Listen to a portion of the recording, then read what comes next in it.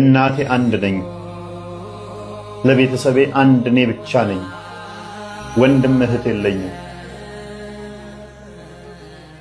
እባካችሁ አትረዱኝ እያለ አረዱት።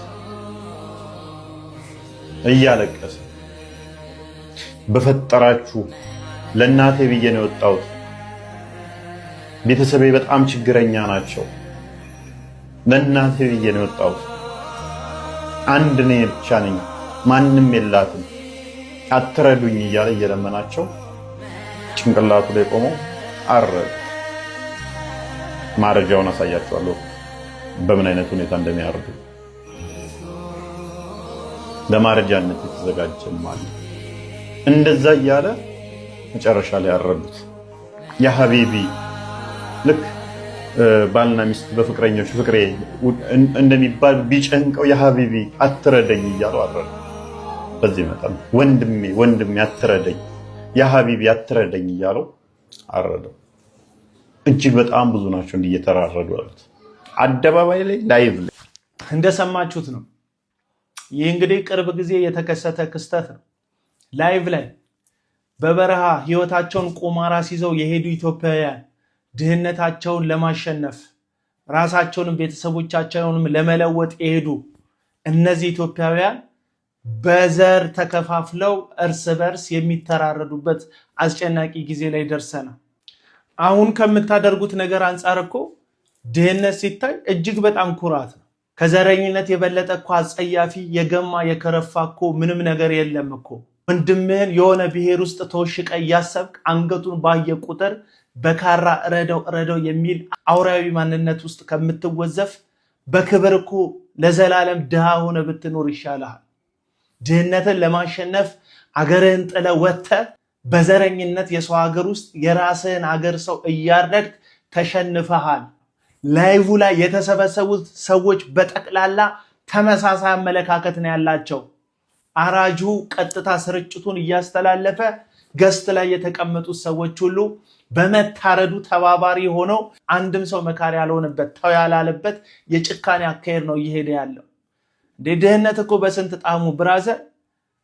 ያንተ እኮ ኢኮኖሚ ቢለወጥ እኮ ገንዘብ ያለው ገዳይ ትሆናለህ እንጂ እኮ የምትለወጥ ፍጡር አይደለም። መጀመሪያ ዘረኝነትን በረሃ ውስጥ የተሰደድክበት ባህር ላይ ጥለህ ወለፍ እንጂ ኢኮኖሚያዊ ለውጥ ብቻ ማድረግ ምን ይጠቅማል? ገዳይ አመለካከት ይዘህ የምትኖርበት ገንዘብ ምን ያደርግልሃል? ብራዘር አንገዳደል፣ እርስ በርስ አንበዳደል። አማራ ሆንክ፣ ኦሮሞ ሆንክ፣ ትግራዋይ ሆንክ፣ ሌላም ብሔር ሆንክ የሰው ልጅ ነህ። የሆነ ብሔር ውስጥ ስለተወሸቅ ካንተ ብሔር ውጪ ያለ ሰው ካንተ እንደሚያንስ የሚሰማህና ያ ሰው በካራ መታረድ እንዳለበት አይምሮ የሚያስብ ከሆነ አንተ በህይወት የለህም። መጀመሪያ የመጀመሪያው ነገር የሰው ልጅ ሁሉ የመኖር መብት አለው።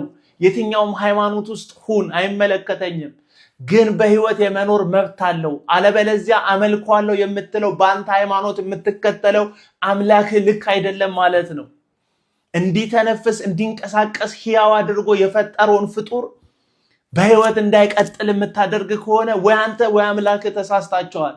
መጀመሪያውንም ሊያኖሩ አይገባም። አንተ አምላኬ ብለህ የምትከተለው ፈጣሪ ነው የምትለው አካል የተፈጠረ በህይወትን የሚመላለስ የሚተነፍስን ፍጡር እየለመነ እናትህን ጠርቶ አምላክህን ጠርቶ እየለመነ የርህራሄ እችን ታክል ልብ ከሌለ አንተ ሰው አይደለህም፣ አውሬ ነህ። እባካችሁ በዘር አትገዳደሉ። እባካችሁ ሰውነት ከምንም ይበልጣል፣ ከዘረኝነት ይበልጣል። የሄዳችሁበት አገር ሰዎች እናንተ በህገ ወጥ መንገድ እንኳን ወጥታችሁ ተሰዳችሁ ብትኖሩም ገንዘብ እንድታገኙ ፈቅደውላችሁ እየኖራችሁ ነው። እናንተ ምን ሆናችሁ ነው እርስ በርስ አውሬ የሆናችሁት? እባካችሁ ለሌላው መኖር ምክንያት መሆን እንኳን ባንችል ለሌላው መሞት ምክንያት ለመሆን እጃችንን በደም አናጨቀኝ። እባካችሁ ሰው ሁኑ። እባካችሁ ከአውሬነት ውጡ። በዚህ ሰዓት ላይ ሰው እንስሳ ላይ የማይጨክንበት ለእንስሳ በሚራራበት ልብ ውስጥ በሚኖርበት በዚህ ዘመን ላይ ወደ ሰለጠነ ሀገር በስደት ለመለወጥ ስትሄዱ እናንተም አይምሯችሁን አሰልጥኑ። እንደዛ ካልሆነ ሰው ሀገር ሄዳችሁ የምትተራረዱ የምትገዳደሉ ከሆነ ከዘረኝነት ማትወጡ ከሆነ እዚሁ ሀገራችሁ በድህነት ብትኖሩ ነው የሚሻላችሁ። እጅግ በጣም ጨካኝ ዘመን ላይ ደርሰናል። እግዚአብሔር ምህረቱን ብቻ ያወርድልን።